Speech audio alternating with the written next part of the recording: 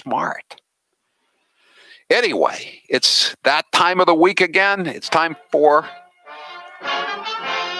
Whenever the laws of any state are broken, a duly authorized organization swings into action.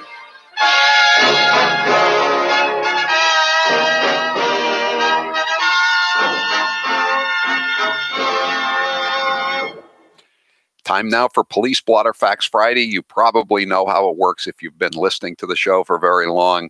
We ask you to send in your funny stories from your local daily or weekly newspaper or website, whatever. And if they're funny and they involve the local constabulary, send them, email them to grace@howiecarrshow.com, grace@howiecarrshow.com. And we still have a fax machine if you want to send it in, 857-284-8864, 857-284-8864. At this time every Friday afternoon, we read what we think are the funniest stories about the police that have come in to Grace over the last week. And the two best entries of the week, in our opinion, get a nice prize. What do they get this week, Grace?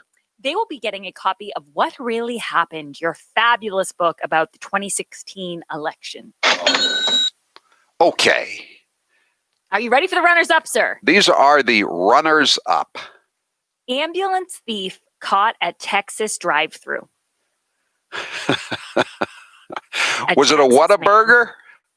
It was actually a Jack in the Box. Okay, I'd go to Whataburger. A Texas man last night jumped into an ambulance and drove the vehicle with its lights flashing to a Jack in the Box where he ordered food at the drive-thru lane. Ronaldo Leonard was caught at the drive-thru lane, and he kept the lights on as he was going through the drive-thru. It doesn't say what he ordered, though. I don't know if he made it that far. It seems like they caught him right when he was at the... Did they get him in the drive-thru, or did he go away on an emergency call? I don't know. Good question. Thief steals car with 4-year-old inside, drives back to return boy and scold the mother. I love this story. This was pretty funny. This was good. This is out of Oregon. Police responded to Basics Meat Market around 9 a.m. Saturday in Beaverton, Oregon. Crystal Leary told them that she had gone into the store to quickly grab a couple of items and left her 4-year-old son in the car with the engine running. A man got into the car and drove off with the boy inside. He then U-turned it, came back to the store and yelled at her, threatening to call the police because she left her son in the car. He ordered her to get the boy out of the car and then drove off again. You know, you wouldn't think... In this whole report, she's the one apologizing. She's like, it was... And you shouldn't leave your kid in the car while it's running. But she was like, oh, it was a really bad decision. I'm like, his decision was pretty bad too. But it was 9 o'clock in the morning. Do you really expect to get carjacked at 9 in the morning? You can never be too sure, Howard. I guess not. This proves that. A Florida man who slept through 3 green lights arrested for DUI. This is the kind of guy I always get behind, right? This is out of. I give someone a tenth of a second before I hit the horn. Come on, move it. Oh, Howie. Sometimes people just wait a second to make sure there's no crazies that try to. Grace, you know as well as I do what they're doing. They're texting. Yeah, that's true. A Fort Myers man was arrested for driving under the influence after a deputy watched him sleep through 3 green lights at a Collier County intersection. The man was in a white Cadillac and he sat through 3 green light cycles at the intersection. The deputy walked up to the car, knocked on the window to wake up the driver, and then watched as the driver woke up and drove away. He passed out. He passed out at the light. It wasn't like he just was in a coma or was texting someone he was texting the package store to prepare another order for him to pick up before closing time. No, I think he was snoozing. A power nap. Turning on his lights and sirens, the deputy was able to catch up to the driver after a brief chase. The deputy put the driver into handcuffs and noticed a strong alcoholic smell coming from the suspect. Were his eyes glassy? His eyes are also glassy and his speech was slurred. The driver... And then the sidewalk Olympics began. The driver, Jimmy Eduardo Martinez Blanco, said that he had not been... Uno, dos, tres, cuatro, cinco. Gringo, what is after cinco? He said he had not been drinking, even though there was an empty Modelo beer can on the floor. Oh, he's going with his native brew. That's very loyal of him.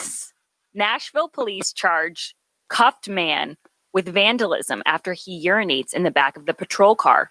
Joseph Joey Windler, the 29-year-old owner of Ruckus Cycling in Nashville, is charged with vandalism after they cuffed him and put him in the rear of a patrol car during a DUI arrest. And they say he urinated on the seat, on the traffic cones, and plexiglass divider. The officer notes it's not his normal job to clean up urine, and so that's why he's being charged with vandalism. But when I saw plexiglass, I at first thought it had something to do with Corona, but I think they just meant in the car. I knew a state rep who once had that problem, and they let him out of the car, and they said, "Okay, you can relieve yourself." These were the state police, and he made the mistake though. He went on the state police officers, the trooper's boot, and that meant that he did get lugged. They didn't give him the benefit of the state rep benefit of the doubt. Naked man driving stolen cruiser crashes into woods. This is out of Jacksonville, Florida. Of course it is. A naked man driving a stolen Jacksonville sheriff's office. So here's what happened. The 22-year-old man was driving his roommate's car and got into a crash. A Jacksonville police officer found him around 11:30 a.m. lying naked in the road. 11:30 a.m.? Yes. There's a lot of morning madness going on here this week, Grace. Yeah, people have their little cup of coffee and they put a little Drambuie into it or Bailey's Irish cream. Police said the man at first complied with the officer, but then became combative and jumped into the officer's car. The officer was wrestling with the naked man. The officer was clipped by the vehicle as he pulled away. It crashed a few minutes later. This is a local story, Howie. Owner of older Priuses in Cambridge hit by a swarm of, I do not think I'm going to say this right, catalytic converters. Catalytic converter thefts. This is a very specific story for people in Cambridge who drive Priuses. Look, Grace, if you were going to rob a Prius, yes, where would you go? Would you go to Fitchburg to find a bunch of Priuses that you could steal the catalytic converters for, or would you go to the People's Republic of Cambridge? I would definitely go to the People's Republic. Do you think they have more Priuses in Brookline or Cambridge, if you had to guess? I might actually say Brookline. There's a lot of bikes in Cambridge. There's a lot of bikes. That's true. They used to ask Willie Sutton, why did you rob banks? And he said, that's where the money is. And so they could ask this guy if they ever catch him, why did you go to Cambridge? And he would say, that's where the Priuses are. Yes, where were these thefts taking place in Cambridge? I used to live there. Very good question. The Gen 2 models, it doesn't say exactly where in Cambridge, Howie, but it does say the Gen 2 models, which have also been hit in Jamaica Plain and East Boston, were on either side of River Street. I could see going into Jamaica Plain, but I wouldn't have said that East Boston would be a hotbed of Priuses. You know where else, Howie, there was one? Where? On Pearl Street. Rest in peace, Pearl. Every time I drive by Pearl Street, I always say, Howie, Pearl. Hamilton, Brookline, Upton, Franklin, and Kelly Road, on which 2 Priuses were hit. Jackpot. How many more, Mr. Speaker? How many more of our electric coal-fired vehicles will be vandalized? We need common sense catalytic converter laws. Tampa man hospitalized after setting himself on fire while allegedly trying to burn down home. Scott Anthony Massa, 51, was hospitalized after he tried to set a home on fire early Sunday morning. He broke a window. Again, Howie, morning. You just can't find good arsonists anymore, though. So people have to do these do-it-yourself jobs. Any man who burns down his old house has a fool for a client. He then tried to throw a bucket full of accelerant into the home, but it ignited, exploded, and set him on fire. Wait. He set the place on fire and then threw the gasoline in there? Is that what you're telling me, Grace? See, this is what happens when an amateur tries to do a professional job. Yeah, he broke a window. Then he tried to throw a bucket full of accelerant into the home, but it ignited. So there must have been a fire in there somewhere. Yeah, he didn't think this through. He's not a pro. Howie, by the way, Police Blotter Facts Friday is brought to you by Piantadosi Baking Company, celebrating over 100 years of baking excellence since 1916. Everyone, make sure you check out Piantadosi bread. They really have the most delicious stuff, and they're in a lot of your local markets, so please give them a try. You will not regret it. Terrified mom finds a stranger living in her roof for weeks after spotting objects mysteriously moving. A terrified mom found a stranger had been living in her roof for 3 weeks after spotting objects being moved around the house. Monica Green from Australia, a mom of 3, found her security. How did she know it wasn't a poltergeist that was moving all the things, the objects? And what were the objects that were being moved? A very good question. You know, Howie, these questions you have are awesome. I used to work on the police beat, Grace. These are the questions my city editor would ask me. What do you say objects, Howie? What do you mean objects? Was it a pair of scissors? No, better. Was it a pillow? Food. It involved food, Howie, so you're really going to care about this. The mom found the air conditioning on, the back door open, and a half-cooked meal of chicken nuggets. The mom Crocky, mate. The police. Did he move any Fosters? The attic hatch on the top floor was ajar. She walked into the attic. Hasn't she ever seen a horror movie? But this is what's weird about it. The woman, Monica Green, told the New Zealand Herald, "What has this person been doing in my house when I'm not home? It seems like they're cooling off and eating chicken nuggets, doesn't it?" Like, did you read your own article here? Guys, was there any shrimp missing off the Barbie?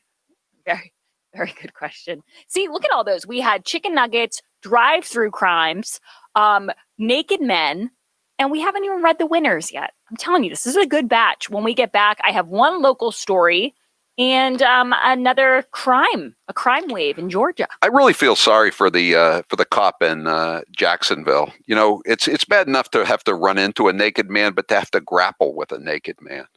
I know, wrestle. He had to wrestle with the naked man. It's not a good way to start your day. No, needless to say. No, it's not. Okay, we'll be right back with the winners. We're all looking for ways to save money, right? Especially now. So let me ask you this. How'd you like to keep an extra $961 a year in your pocket? That's how much Gabby customers save per year on average on car and home insurance. That's why when I was shopping for insurance, I used Gabby. This is the time of year we all go shopping for many new products, including insurance.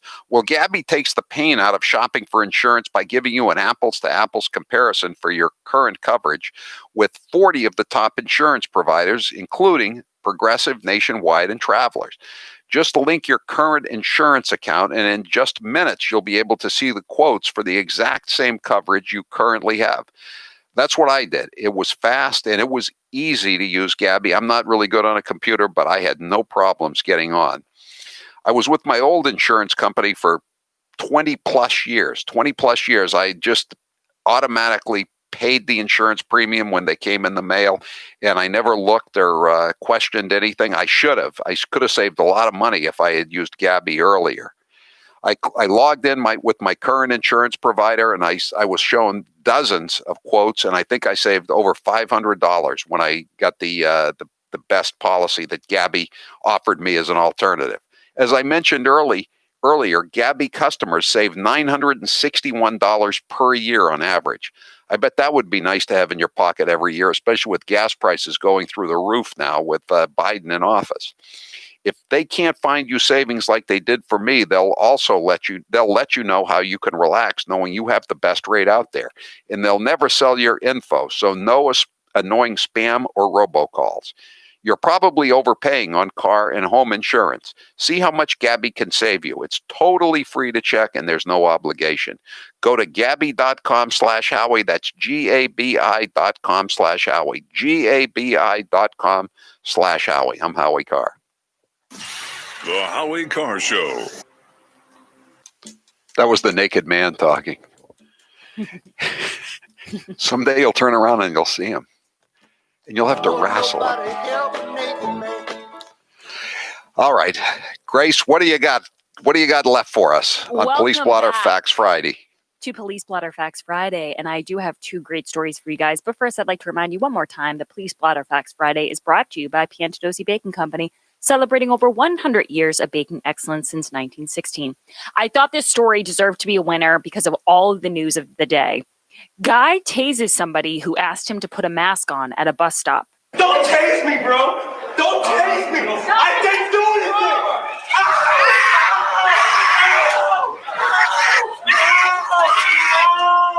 Does Bill Keating have a taser? Does Bill Keating, did he tase any of those National Guardsmen at the Duncan? I just had to say that sound clip goes on. It really gives you the idea of someone being tased. Transit police report they are looking for a guy they say whipped out a taser and used it on somebody who asked him to pull up his mask on a bus at Forest Hill Station. Oh, so this is in Boston. I mean, the amazing thing is, Grace, they actually found somebody that was on a bus. There were two people on the bus, probably the only two people riding a bus anywhere in Boston, and they got into a fight over a mask. But here's the crazy thing. After fleeing the bus on the upper busway, the man then pulled up his mask. So he was already on camera. But he whipped out the taser. And lastly, Howie, this is an incredible story. Teen employee accused of stealing nearly $1 million from a Kroger. This is out of Georgia. A Kroger? Trey Brown. That's a supermarket. How long did it take him to steal $1 million? Only like 2 weeks. Okay. Wow, that must have been a big volume store. This story is really interesting. Trey Brown, who's 19 years old, was taken into custody after scamming the Kroger out of $980,000 over a 2-week period. What he did was, he's like catch me if you can status. He created more than 40 returns for non-existent items in December and January. Those returns, which ranged in price from $75 to more than $87,000, were then placed on several credit cards. He used the stolen money to buy 2 cars, clothes, guns, and new shoes. One of which he wrecked the car, right? He wrecked one of the cars. Yeah, he reportedly totaled a Chevrolet Camaro that he bought. But this is my favorite part. He stole $1 million and he bought a Chevy Camaro? Yeah. He was shooting pretty low in the automobile department when he was shooting pretty high in the theft. This is field. My favorite part. You got to keep a low profile. Yeah. Like Goodfellas. Don't buy the pink Cadillac right away. Exactly. See, Taylor's in the mind of the criminal. Police said Brown, who they believe worked at the fuel center, stole the money while an employee tasked with flagging fraudulent transaction was on vacation for 2 weeks. It's the perfect crime, Howie. That guy, the fraud expert, won't be taking any more vacations. I'm Howie Carr. Alexander Hamilton said